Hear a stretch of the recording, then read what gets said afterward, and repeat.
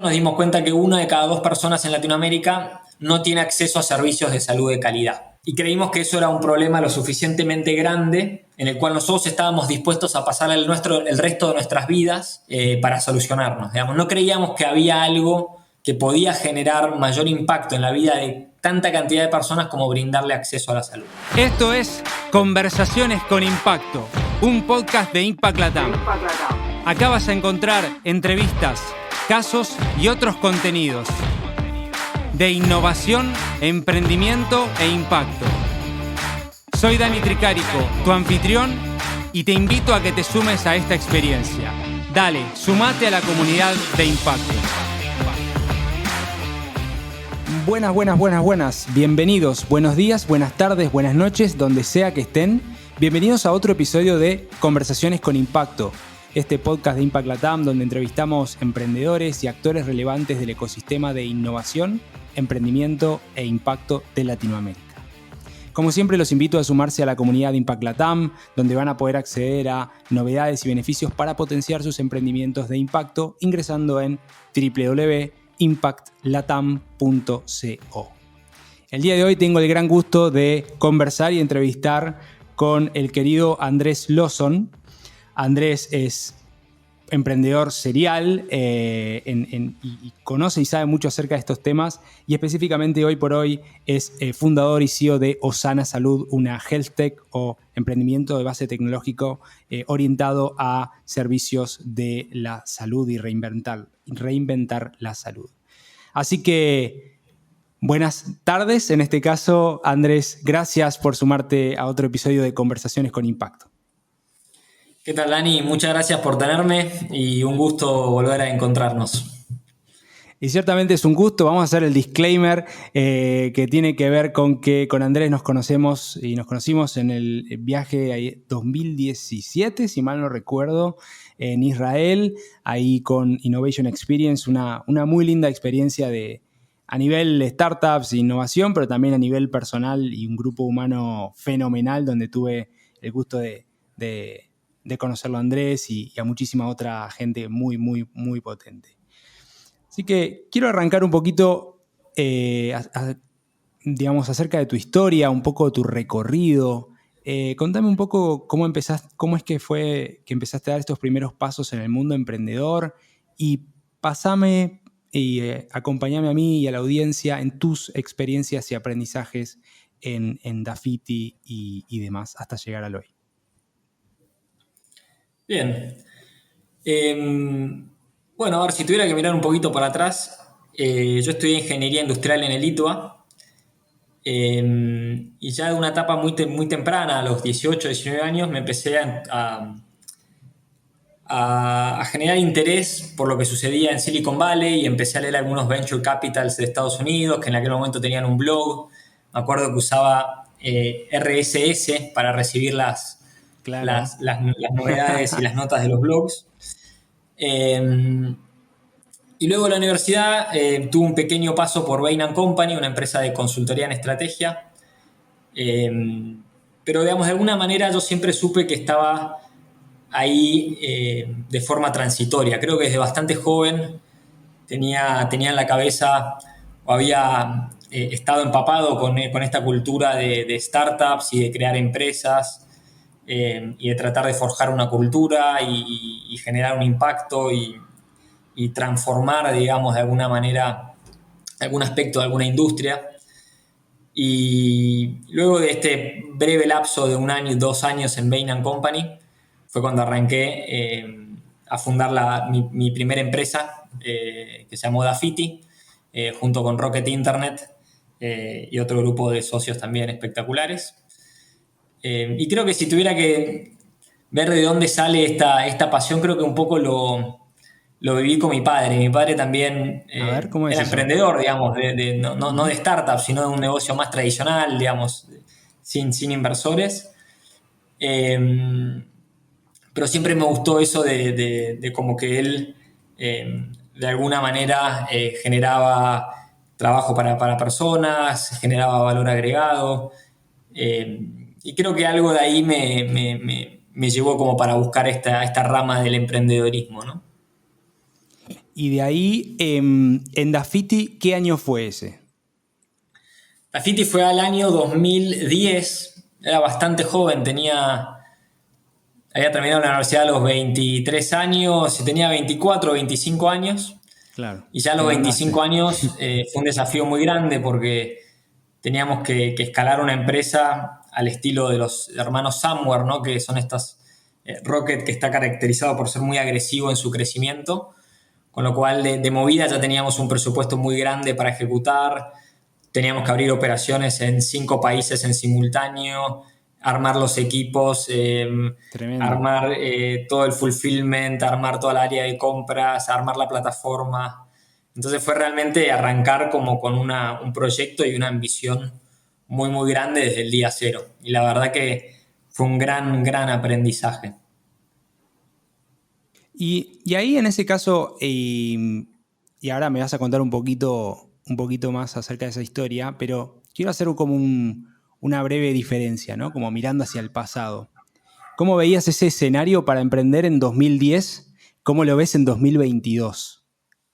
¿Qué te parece Bien. que pasó en Latinoamérica, sobre todo en los rubros, ¿no? Estás hablando de e-commerce, comercio online, hoy en este caso en otro rubro, en salud, pero ¿cómo ves el escenario? Bueno, afortunadamente veo que las cosas han cambiado desde el 2010 a hoy, han cambiado mucho y creo que ese cambio ha sido muy, muy, muy positivo.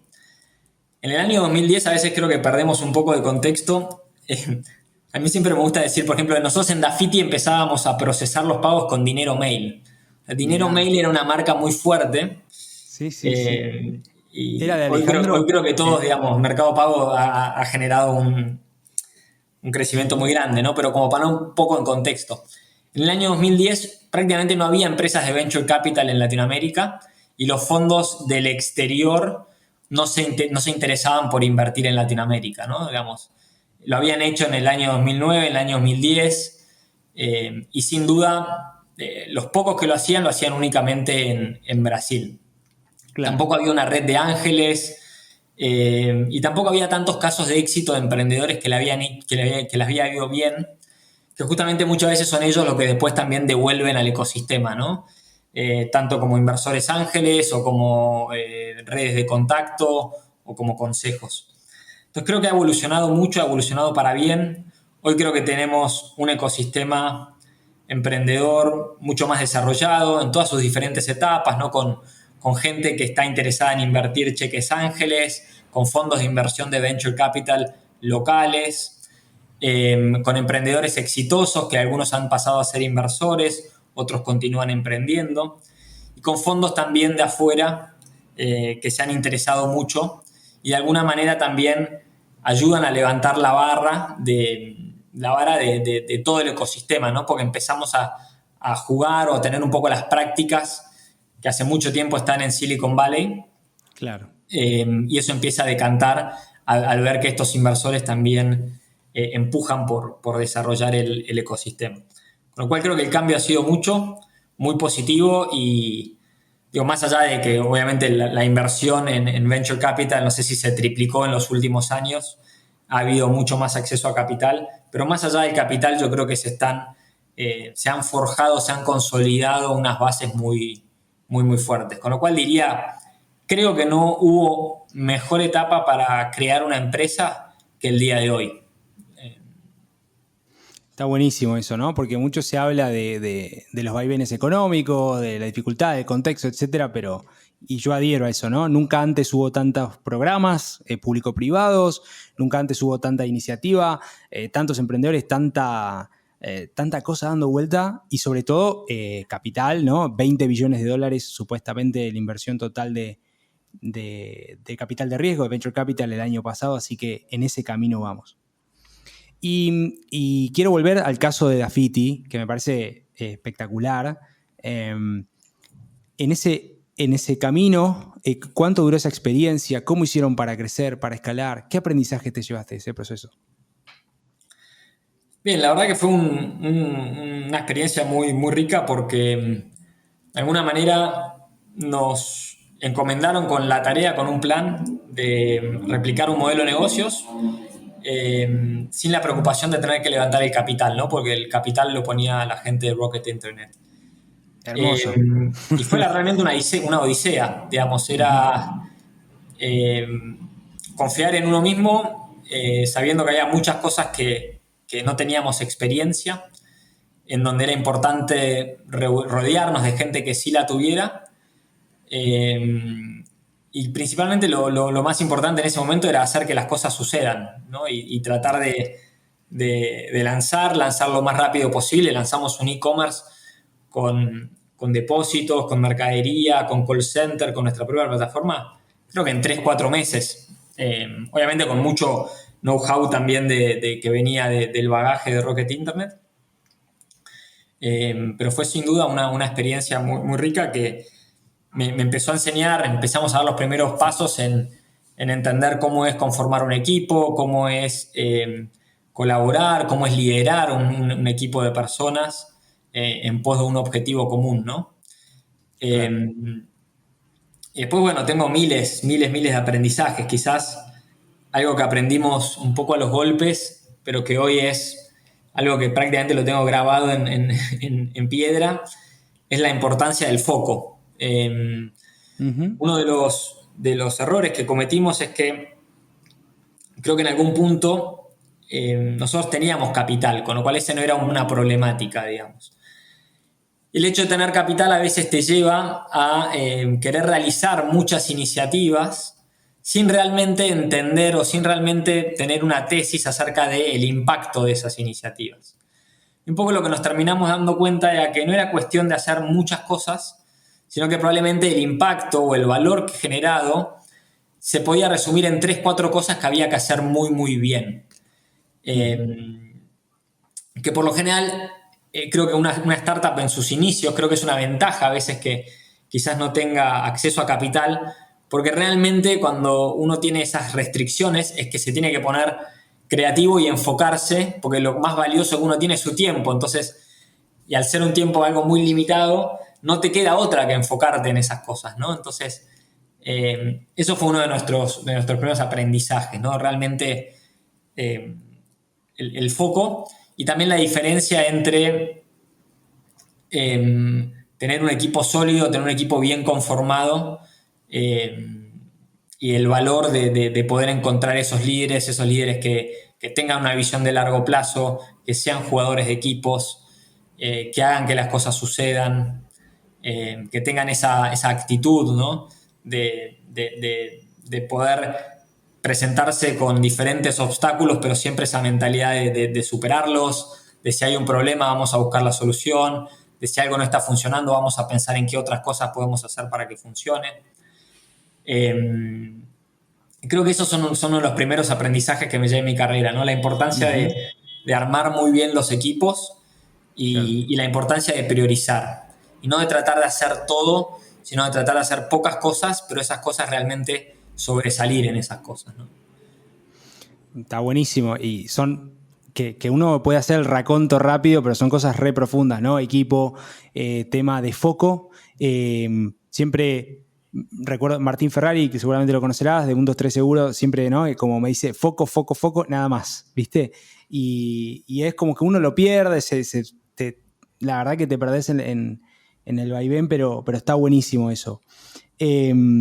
Estamos hablando con Andrés Lawson, fundador y CEO de Osana Salud. Y quiero, Andrés, preguntarte entonces, ¿cómo cerró o cómo finalizó esa experiencia de Dafiti y cómo pasaste a Emporio? Bien. Luego de Dafiti, digamos, yo ya tenía una experiencia, la verdad que increíble, ¿no? Porque a una edad tan joven, manejar la creación de una empresa que terminamos escalando a más de 3.000 personas en toda la región, con cientos de millones de dólares en inversión. Tremendo. Fue una escuela, digamos, te diría que la gran parte de lo que aprendí en mi vida profesional lo aprendí quizás más ahí que en la universidad o en otros lados. Está muy bien. Una escuela. Fue un curso acelerado. Y luego de algunos años, digamos, yo estaba muy entusiasmado, seguíamos creciendo con la empresa, pero de alguna manera sentía que no había tenido como la experiencia 100% de arrancar algo de cero, ¿no? Porque si bien nosotros habíamos cofundado esto con unos socios alemanes y Rocket Internet, de alguna manera como que Rocket Internet ya tenía la tesis, ya tenía la plata y nos sumó a nosotros al negocio, ¿no? Y quizás quería atravesar, sí, toda la experiencia de realmente crear algo de cero y realmente, digamos, arrancar en un garage, que fue como arrancamos Emporio, 3 personas, básicamente invirtiendo nuestra propia plata. Entonces venía una experiencia en donde habíamos arrancado con millones de dólares y, digamos, muchas facilidades y quería tener esa experiencia como de realmente arrancar algo de 000 en donde nosotros decidamos quiénes son nuestros socios inversores, cuándo los vamos a sumar, en qué momento. Claro. Y bueno, ese fue el momento, digamos, que creí que ya de alguna manera había aprendido mucho en Dafiti y quizás mis anhelos estaban por hacer una cosa diferente. Y ahí fue cuando di un paso al costado para arrancar Emporio Commerce con Jorge, que es mi socio de toda la vida, una persona que nos conocimos cuando teníamos 18 años en la universidad. Mira. Y al día de hoy, 17 años más tarde, seguimos trabajando juntos. Hermoso. Ahí el casamiento espectacular. Sí, ¿No? yo siempre digo que con Jorge nos casamos y renovamos nuestros votos porque Está hay muchos buenísimo. casos de quizás dos founders que hacen algo juntos y después, por diferentes razones, o por un éxito o porque la empresa tiene que cerrar, pero se van a hacer cosas diferentes, ¿no? Digamos, en nuestro caso es como que después de haber cerrado los ciclos en los que atravesamos junto con Jorge, nos seguimos eligiendo, digamos, para continuar con nuestras aventuras de forma conjunta. Qué potente eso. Y qué difícil conseguir algo de tanto tiempo, ¿no? Y que sigan también encaminados en ese norte y con la confianza y con también las diarias, que no es fácil, se va desgastando a veces un poco la relación, otras veces no, pero está buenísimo, está buenísimo. Sí, yo creo que ahí tenemos la suerte de, digamos, de que nos complementamos muy bien, tenemos personalidades muy diferentes y de alguna manera ya tenemos un entendimiento mutuo entre nosotros que prácticamente sabemos lo que el otro está pensando, sabemos para qué uno es bueno y para qué uno es malo, no tenemos ningún tipo de, digamos, de tema de egos o, digamos, los dos sabemos que estamos acá, que esto es mucho más grande que Andrés, mucho más grande que Jorge. Uh-huh. Y creo que conocer nuestras debilidades y nuestras fortalezas también sabemos en qué momento es momento de hablar y en qué momento es momento de escuchar, ¿no? Y sabemos cómo complementarnos bien en este juego. Y creo que es muy potente, digamos, todo lo que de alguna manera en inglés se llama esto de compounding, ¿no? Digamos, si durante muchos años haces lo mismo, haces un poquito mejor, digamos, al cabo de 20 años el impacto que eso genera es una curva exponencial. Claro. Y creo que lo veo en muchos equipos, ¿no? que han sido muy exitosos. No sé, se me viene a la cabeza el equipo de Mercado Libre, gente que está trabajando junto Claro. hace quizás 20 años, ¿no? Sí. Entonces, eso Tremendo. creo que esos grupos humanos en pos de un mismo objetivo y muchos años juntos, creo que genera algo muy, muy potente bueno, que solo el paso del tiempo, ¿no? te puede generar esa expertise o esas horas de vuelo, por decirlo de alguna manera. Me gustó lo del compounding, ¿no? Como del interés compuesto, por decir una manera, Exacto. y lo aceitado que es esa dinámica, como que sale, entra, ¿no? Como que está buenísimo. Y entonces en Emporio, ¿eso qué año fue? Y básicamente, Esto fue ¿cuándo? año 2014. Uh-huh. Arrancamos con la visión de armar un negocio B2C de e-commerce que Ajá. con el paso de pocos meses migramos a un negocio B2B. Emporio Commerce, el objetivo de Emporio Commerce era facilitar, digamos, una agencia de e-commerce para grandes marcas. Entonces las grandes marcas Ok. que querían vender por internet terciarizaban su operación en nosotros y nosotros le dábamos un servicio de punta a punta. Desde el armado Bien. de la plataforma, el warehousing, la logística, la atención al cliente, eh, todo. El marketing, digamos, era una solución llave en mano. en donde trabajamos con las principales marcas, las marcas líderes de electrodomésticos, de moda, de hogar, de consumo masivo. Y también una empresa que expandimos a Chile, Colombia y México. Es un full commerce, ¿no? Lo que se dice... Exactamente, lo que comúnmente se conoce como un full sí, commerce. perfecto. Ahí conozco también Glamit, ¿no? Glamit, correcto. Estaba la gente de Glamit, estaba la gente... Sí. Bueno, en Brasil estaba Infracommerce. Bien. Pero sí, Glamit era un jugador muy, Sí. muy relevante de la industria. Que ahora, yo creo que fue el año pasado, lo vendieron a Accenture, hicieron el exit, así que de hecho me queda pendiente acá el podcast con Andrés. Bueno, y de ahí, ¿qué se te dio por meterte en un rubro tan difícil, pero a la vez tan interesante como es la salud, ¿no? Bien. A ver, un poco cuando nosotros terminamos, cuando hicimos el cierre de Emporio, con Jorge lo que nos propusimos era pensar en algo que realmente genere impacto en la vida de las personas. Entonces, la verdad que mandar zapatos a la casa de alguien es una experiencia espectacular, pero que creo que no se compara con el relato de estar facilitándole, por ejemplo, a una persona que accede a los servicios de salud que de otra manera no hubiera podido acceder. Creo que son impactos diferentes en problemáticas, digamos, sustancialmente diferentes que impactan digamos, de una manera... en un caso es más algo más comodidad, ¿no? Como, bueno, recibir los zapatos en tu casa, y en el otro caso estás hablando de algo que debería ser un acceso universal, ¿no? Como es la salud o como es la educación. Entonces nos sentamos con una hoja en blanco y empezamos a pensar acerca de diferentes industrias que nos gustaban, identificando estas problemáticas bien humanas. O sea, queríamos realmente como pensar en impactar a millones de personas en algo que realmente sea muy significativo en su día a día. Entonces, bueno, empezamos a ver la industria de... Todo esto era año 2019, pre-COVID, ¿no? Empezamos a ver un poco la industria de fintech, pero bueno, veíamos que ya la industria de fintech estaba como bastante de moda y sí, totalmente. estaba como bastante colmada. Empezamos a ver un poquito la industria de InsurTech, la industria de educación, la industria de la salud, que por lo general son las industrias que son las más reguladas y que de alguna manera en las industrias más reguladas es donde más tarda llegar la innovación o el cambio, ¿no? Ok. Y ahí, haciendo un poquito de investigación, nos dimos cuenta que 1 de cada 2 personas en Latinoamérica no tiene acceso a servicios de salud de calidad. Y creímos que eso era un problema lo suficientemente grande en el cual nosotros estábamos dispuestos a pasar el resto de nuestras vidas para solucionarnos. Digamos, no creíamos que había algo que podía generar mayor impacto en la vida de tanta cantidad de personas como brindarle acceso a la salud. Y así creo que también un poco pecando de optimistas y también de ignorantes, creo que nos metimos en una industria muy compleja, en una industria que tiene muchas barreras de entrada, tecnológicamente muy fragmentada, con muchos desafíos.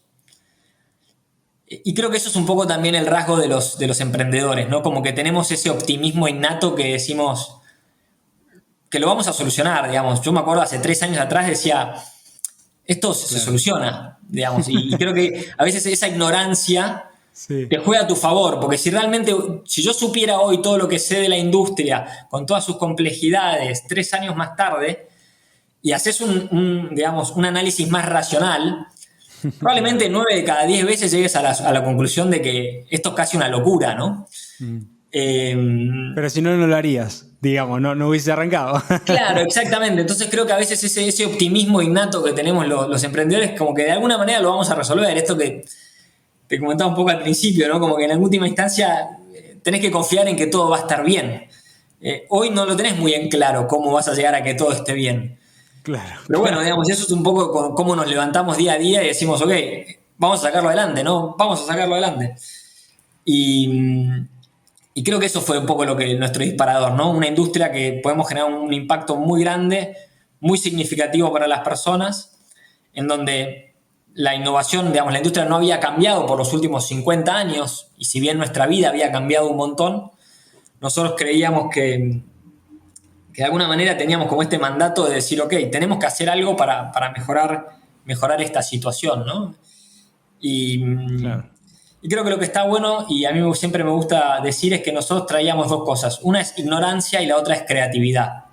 Ignorancia Claro. porque con mucha humildad, digamos, sabíamos que no éramos del palo y que teníamos muchísimo para aprender, con lo cual no dudamos ni un segundo en salir al campo y ir a visitar hospitales públicos, hospitales privados, hablar con pacientes, hablar con médicos. Básicamente con cualquier profesional de la salud nosotros queríamos hablar y queríamos aprender. Y creatividad, creo que esta es una industria que, digamos, de alguna manera es bastante homogénea, digamos, son todos profesionales de la salud que vienen con cierta formación muy similar.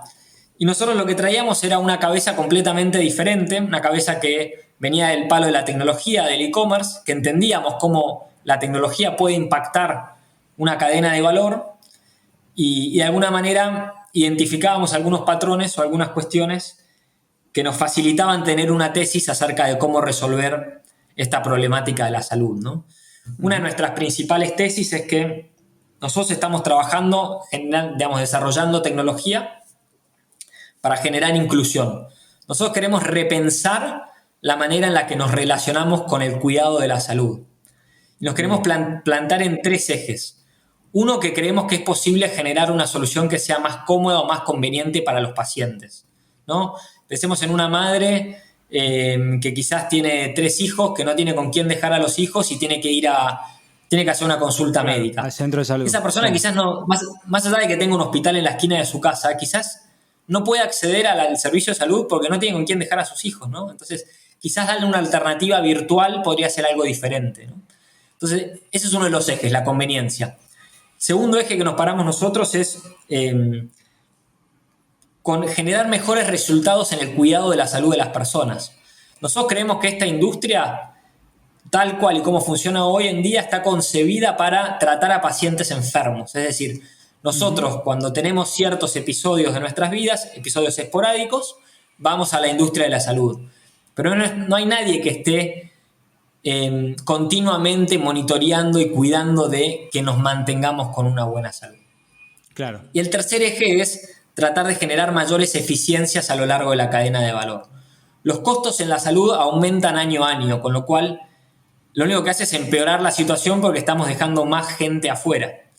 Nosotros creemos que la tecnología puede funcionar como un nuevo canal de distribución que baje los costos operacionales de brindar el servicio de la salud, y si logramos hacer eso, los hospitales, las empresas de seguro de salud, la industria farmacéutica va a poder servir a un segmento que hoy está muy desatendido con menores costos y de una manera rentable.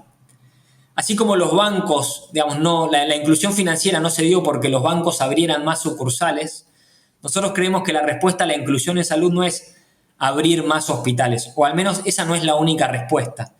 Creemos que la tecnología puede ser este canal que de alguna manera genere mayor inclusión bajando los costos operacionales. Está buenísimo porque estás hablando de un cambio paradigmático, un cambio sistémico, digamos, del rubro, ¿no? Hablabas de, dejemos de, y quiero repetir eso porque me parece que son puntos importantes, ¿no? Dejemos de atender o enfocarnos en enfermos y hagamos medicina preventiva, ¿no? O, digamos, atención de cuidado, accesibilidad, eficiencia. Bueno, todo un montón de cosas que sabemos las fricciones que hay cuando uno va a cualquier centro de salud de cualquier parte de Latinoamérica, inclusive una salud muy, muy cara e inaccesible, o sea, una salud quizá de muy alta calidad, pero muy cara y difícil de acceder, y con copagos y con un sistema como bastante complejo desde ese punto, ¿no?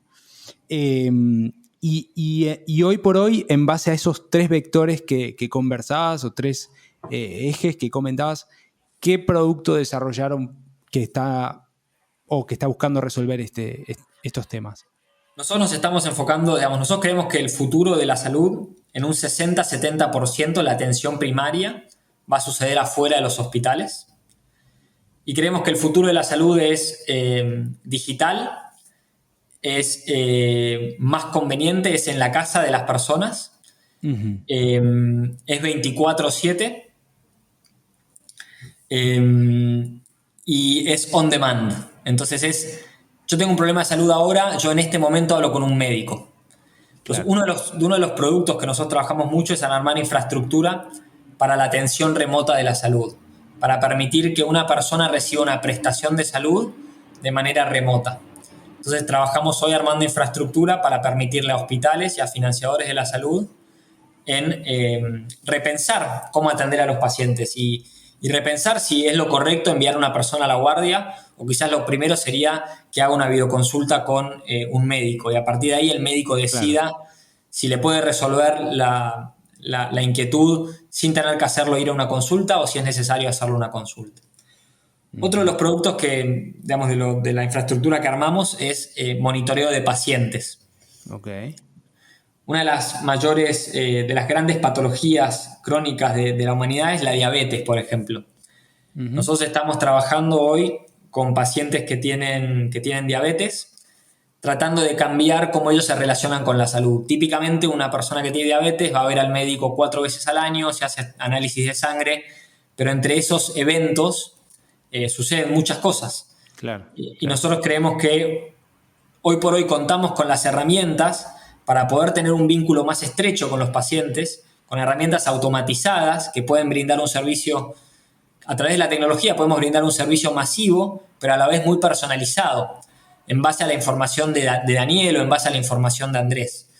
Y de esa manera, en vez de generar 4 touch points al año, al Claro. monitorear, digamos, diariamente a una persona, estamos quizás recibiendo 4 o 5 mediciones de, de los parámetros de los signos vitales de una persona que tiene diabetes en un mismo día, con lo cual estamos generando mucha más información y información que va a ser muy valiosa para luego, digamos, entender la historia de nuestra salud y no tener únicamente como puntos aislados.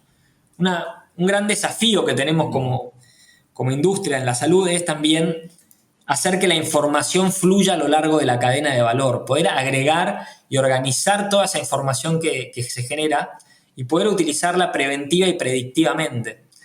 Creo que a nadie le va a sonar raro si yo digo que todos nosotros tenemos nuestras radiografías guardadas en un cajón y que entre Totalmente. mudanza y mudanza las vamos tirando, pero que hoy Sí. por hoy, así como en nuestro banco tenemos nuestros extractos bancarios, hoy por hoy no existe como nuestros extractos de la salud.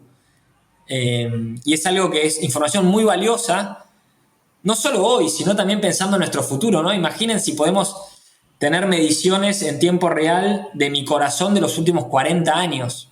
¿Qué tan diferente sería eso Espectacular. a que una vez al año voy a hacerme un chequeo con un cardiólogo de mi corazón? No, y es espectacular lo que decís, y justamente, bueno, Apple va en ese sentido, ¿no? De un poco la aplicación de Health o de salud te va diciendo hoy hasta un electrocardiograma, o sea, cosas fenomenales van pasando que no se reportan a los centros de salud, o sea, no existe esa integración, sino que más bien como, bueno, vos te quedás con esta información. Y el gran desafío de lo que vos decís, que creo que lo mencionaste también, es la historia clínica, digamos, universal o digital, me parece un desafío fenomenal, ¿no? ¿Cómo ves eso vos? Mira, ese te diría que es hasta casi un sueño personal mío y es una de las Mira, cosas que, digamos, un norte que tengo y que vamos a hacer lo imposible para alcanzarlo. O sea, yo sueño con el día en que cada uno de nosotros acceda a su celular y ahí tenga toda la información de su vida y que podamos compartir, podamos acceder a esa información de una manera cómoda y podamos decidir quién además accede y podamos compartirla y podamos romper un poco con los silos de información que hay hoy en día, en donde, si bien ya hoy por ley nosotros somos dueños de nuestra información, la realidad es que hay veces que es muy difícil acceder a esa información, con lo cual es prácticamente lo mismo claro. como que esa ley no existiese. Yo creo que se va, digamos, así como en la industria de la finanza se avanzó con una regulación, como lo que podría ser Open Banking, ¿no? De establecer ciertos protocolos para el intercambio de información y Ujú, ujú. estandarizar y trabajar con los diferentes actores públicos y privados para que, digamos, disponibilicen esa información con estándares, con APIs, y que permita ser consumida de una manera cómoda. Yo creo que en la industria de la salud va a suceder un poco lo mismo. Quizás nos lleve un poquito más de tiempo, ojalá podamos aprender de todos los beneficios que generó esto para la industria financiera, pero yo creo que tarde o temprano esto es algo que va a suceder, ¿no? Y ahí sin duda vamos a poder empezar a extraer el valor de toda esa información y empezar a detectar en una manera muy temprana cuando empezamos a notar desviaciones en ciertos parámetros o se empieza a desarrollar una enfermedad dentro nuestro, ¿no? Con la información es muy fácil detectarla para no tener que esperar hasta el próximo chequeo. Entonces, yo creo que eso es algo que tenemos que trabajar como industria, es algo que de alguna manera va a empoderar mucho también a todas las personas, y que en mi caso particular es también como algo que me mueve día a día para, digamos, que recordarme constantemente esto me hace generar esas energías como para entender por qué estamos haciendo lo que estamos haciendo, ¿no? Claro, y está buenísimo y yo espero que eso sea una realidad porque yo y seguramente mucha gente, que como decís, la información está, pero quizá del lado del prestador de salud o no tenés o no sabes con quién, no podés decidir, ¿no? Como esa libertad de información me parece fundamental. Y yendo a la compañía, al emprendimiento, a la startup, en la ronda que creo que fue del año pasado, corregime, $20 millones levantaron. Contame un poquito cómo fue el tema de el proceso de la ronda y también básicamente hacia dónde van a aplicar esos recursos, esos esfuerzos que al final del día son los desafíos que están trabajando ahora y lo que viene. Bien. Sí, correcto. Nosotros el año pasado hicimos 2 rondas de inversión, una ronda seed y una serie A. La seed fue de un poco más de $5 millones. Uh-huh. Liderada por Quiet Capital y Addition, que son 2 fondos de Estados Unidos. Y la serie A tuvimos la suerte de cruzarnos con el camino con General Catalyst, que es uno de los fondos más activos en lo que es healthcare, liderado por Hemant Tanesh, que es una persona que tiene mucha experiencia en salud. Él fue uno de los fundadores de Livongo, que es la empresa de monitoreo de pacientes más grande del mundo, una empresa que salió a cotizar en bolsa en la fusión con Teladoc. Y la historia, creo que es una historia divertida para contar. Dale, por favor. Un inversor nuestro me presenta con quien soy un amigo que se llama Wimar, y me dice, mira Andrés, Wimar es un argentino que vive en Estados Unidos, pero que está en Argentina, estaría bueno que lo conozcas. Y yo decía, bueno, qué sé yo, quizás este inversor piensa que, no sé, que viste cuando conoce a 2 argentinos y tuvo 40 millones en Argentina, pero bueno, dale. Nos contamos. Y bueno, voy a tomar un café con Wimar.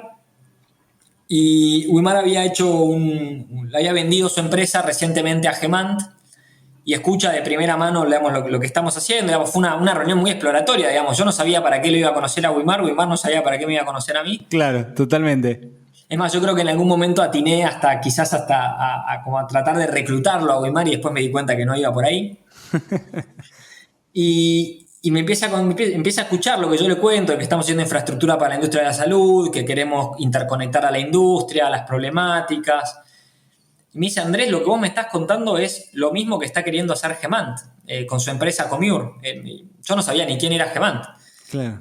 Y le digo, bueno, contame de Hemant, me cuenta un poco más de Hemant, de que era una persona, un inversor muy reconocido en Estados Unidos, que se había enfocado mucho en la industria de la salud, que había armado una empresa en Estados Unidos con el mismo propósito Osana de generar infraestructura para esta industria. Y terminamos con el café y Wimar me dice 2 cosas. Me dice una, que a él le gustaría invertir en Osana, con lo cual... ¡Vamos! Fue un cheque ángel, ¿no? Digamos. Sí. Pero bueno, creo que eso la verdad que estuvo lindo. Pero se repagó el café. Claro, después me dice, che, tendrías que conocer a Hemant. Entonces, bueno, organizo un call con Hemant un domingo a las 11 de la mañana. Mira. Y bueno, nos ponemos a charlar con Hemant, le cuento un poco nuestra visión, él me cuenta la suya. La verdad que era como casi que estábamos hablando el mismo idioma, o sea, parecía hasta hasta que no sé, que él me había escuchado antes a mí, yo lo había escuchado antes a él. Después de 3, 4 conversaciones, creo que, digamos, tuvimos mucho fit y teníamos a Wimar en común y bueno, Gemant me comenta que él estaría interesado en liderar nuestra Serie A. Nosotros en ese momento no estábamos pensando así activamente en una Serie A. Y bueno, y de esa manera fue como sucedió. Digamos, me gusta contar esta historia porque en algún punto hay un poco de suerte, ¿no? Digamos, la verdad es que, y creo que es importante estar abierto también a estos eventos de serendipity, ¿no? Digamos, de a veces decir, Claro. ok, no está muy en claro el porqué de algunas cosas, pero un amigo mío siempre dice que el tren sale de la estación, pero uno tiene que caminar hacia la estación, ¿no? Entonces, Claro, estar claro. expuesto a este tipo de cosas creo que hace más probable que sucedan también, ¿no? Pero bueno, también un poco las vueltas de la vida, creo que nunca hay que perder la humildad de que de alguna manera hay veces que los caminos no son del todo claros y que, nada, esto tuvo alguna cuota quizás de buena fortuna en el camino, ¿no? Y había una causalidad clara, ¿no? Pareciera ser. Sí, sí. Y te Bueno, Guimar quería hoy es un amigo, jugamos al tenis juntos. Ahora se fue de vuelta a vivir a a Estados Estados Unidos. Unidos, pero le mando un saludo Bueno. muy grande.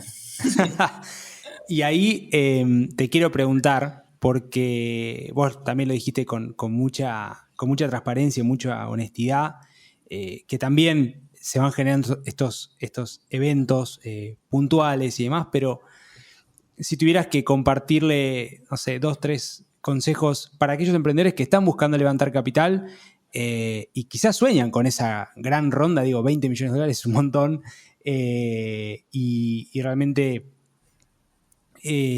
quizá están en sus primeros pasos en una serie de seed o levantando la primera plata ángel, ¿qué le dirías acerca de algunos consejos para tener en cuenta ligado a eso, al levantamiento de capital, a cómo hacerlo, ¿no? A ver, creo que una de las primeras cosas que les diría es que traten de, de tener hipótesis y traten de validarlas o rechazarlas en pos de hacer algo que realmente la gente quiera y quiera utilizar. Lo primero es eso, ¿no? Tratar de realmente identificar un problema y tratar de armar una solución detrás. Y no ir al revés, no pensar en una solución para muchas veces un problema inexistente. Entonces, Claro. primero como que realmente tratar de tener una hipótesis y algo de validación de que lo que están haciendo está bien. Porque lo último que querés es levantar plata si después tampoco tenés muy en claro qué es lo que estás haciendo o si alguien pagaría por lo que vos estás haciendo. Lo segundo que les recomendaría es que empiecen a generar su propia red de contactos y que lo empiecen a hacer bien temprano. Es decir, que no salgan a contactar a inversores o a ángeles cuando necesiten la plata. Que traten de construir relaciones que no sean tan transaccionales, sino Claro. que empiecen antes. O sea, no hay nada mejor para un inversor que poder conocer bien temprano al emprendedor y poder ver cómo transcurre su historia, ¿no? Entonces, como Claro. emprendedor también conectemos con las personas cuando no los necesitemos, digamos. Contémosles lo que estamos haciendo, mantengámoslos los informados y que ellos vean una historia, que ellos vean una línea y que no vean puntos aislados. Entonces, esa sería mi segunda recomendación, ¿no? Como generar una red de valor genuina y siempre tratar de dar. O sea, la mejor forma digamos, estar en la cabeza de otra gente es cuando uno desinteresadamente trata de ayudar.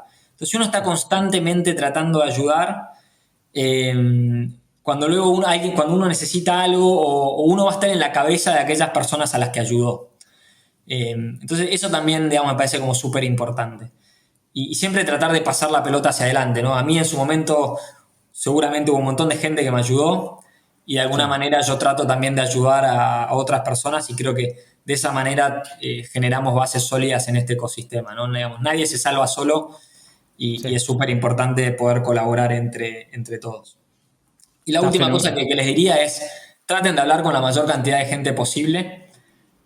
Hoy en día estamos en un mundo 100% remoto, con lo cual enfóquense en los fondos y en los ángeles de Latinoamérica, pero también busquen la manera de llegar a los fondos de Estados Unidos. Y no les recomendaría que les manden un mail, un cold email, así, hola, soy Andrés. Es súper importante quién los presenta, qué recomendación les da, con lo cual siempre cuando alguien les va a presentar a un fondo, traten de averiguar también qué relación tiene esa persona con el fondo, ¿no? Una cosa es que yo conozca el fondo y otra cosa es que yo tenga mucha relación con el fondo o que el fondo haya invertido en mi empresa. Entender la dinámica entre las personas es súper importante para entender quién es la mejor persona para que te haga una intro, ¿no? Totalmente. Está espectacular ese más que ABC. Y gracias por compartirlo, Andrés. Realmente me parece muy, muy potente. Y quiero, para ir cerrando, hacerte digamos, dos cuestiones, ¿no? Primero, ¿qué viene para Osana ahora en este año, en los próximos 2 años? O sea, ¿qué es lo que viene? Y después una última pregunta más de cierre. Bien.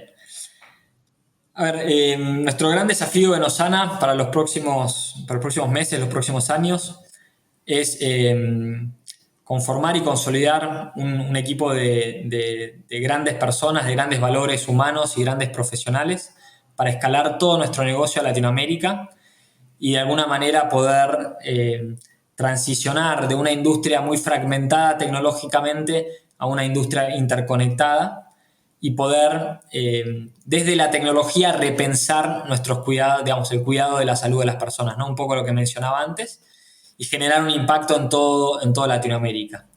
Y lograr que unas 500 millones de personas puedan acceder a los cuidados de salud. Bueno, nosotros queremos tener un rol significativo en alcanzar esto, ¿no? Ese te diría que es nuestro principal desafío, consolidar los equipos y preparar algo para que justamente genere este efecto de interés compuesto durante muchos años y alcanzar el impacto que queremos alcanzar. Tremendamente inspirador y bueno, y ciertamente para la acción, ¿no? Mucho, mucho para hacer, mucho para hacer. Y estoy seguro de que así va a ser, sin dudas, con el know-how, la experiencia y la dinámica que tenés vos con tu partner y con todos los que están en este proyecto. Y por último, te quiero preguntar si básicamente, o más que preguntar, si tenés algún libro, serie, película que te haya influido mucho en los últimos 2 años de pandemia, que puedas compartir con la audiencia. Sí, a ver, justo hace 2 días terminé de leer un libro que me gustó mucho que se llama The Psychology of Money. Ajá. Hay otro libro que leí en la pandemia que se llama Thinking Fast and Slow, Ah, buenísimo, sí, ese que habla también un lo poco vi. de los biases cognitivos que a veces tenemos. Muy bueno. Uh-huh. Leí otro también que se llama How Will You Measure Your Life, de Clayton Christensen, Sí, que es el mismo autor de The Innovator's Dilemma, que también es un libro viejo, tremendo. pero muy, muy bueno. El padre de la innovación, ¿no? Un poco. Sí, la verdad que muy bueno.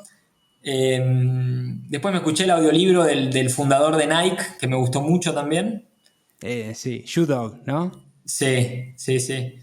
¿Qué más estuve leyendo? No, creo que los últimos meses eso fue un poco mi Bueno, literatura. buenísimo. Bueno, Andrés, te quiero agradecer el tiempo, el espacio, la conversación y también que gentilmente hayas compartido acerca de tu experiencia, tus vivencias, tus aprendizajes. Es súper, súper útil e importante para emprendedores, para personas que se quieren acercar a este mundo y que quizá no saben bien cómo y a través de casos como el tuyo, que son paradigmáticos y ejemplares de que se puede, son un gran catalizador hacia ese futuro que todos estamos buscando, ¿no? De una Latinoamérica más inclusiva, más regenerativa, sostenible y demás. Por último, te quiero preguntar, para aquellos que te quieren escribir o que quieren saber más acerca de Osana, ¿dónde pueden escribirte, dónde pueden ubicarte, a vos, a Osana, etcétera? Perfecto. Me pueden escribir a andres@osanasalud.com. Tenemos un montón de posiciones abiertas, con lo cual si alguno también se interesa en sumarse al equipo, paso el chivo, más que bienvenido. Buenísimo. Y en última instancia, Dani, muchísimas gracias a vos por tenerme acá y felicitaciones por todo el alcance que están teniendo con Impact Latam. Creo que también es súper valioso contar con plataformas como la que estás liderando vos para de alguna manera continuar expandiendo estos conocimientos y continuar enriqueciendo el ecosistema. Así que contá conmigo para lo que necesites. Felicitaciones y muchas gracias por tenerme. Muchísimas gracias a vos, Andrés, querido. Ahí lo tuvimos a Andrés Lawson, tremendo emprendedor, fundador y CEO de Osana Salud. Nos dejó también los canales de contacto y también posiciones abiertas para aquellos que les interese integrar un equipo fenomenal resolviendo un problema de clase mundial. Les quiero agradecer a todos por su tiempo, su espacio, por prestarnos su oreja como siempre, y también los invito a sumarse en www.impactlatam.co a la comunidad de Impact Latam, a este movimiento de impacto para acceder a información, beneficios y muchas cosas más. Como siempre, si te gustó este capítulo, compartilo. Si no te gustó, escribinos. De todas maneras, una reseña para poder seguir mejorando y agregando valor y también trabajando en un ecosistema de innovación y emprendimiento con impacto.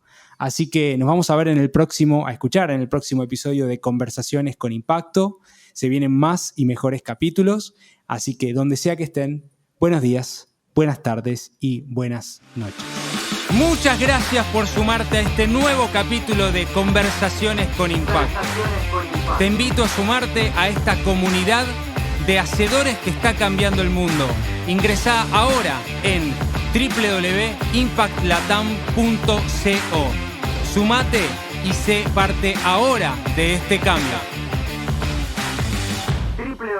www.impactlatam.co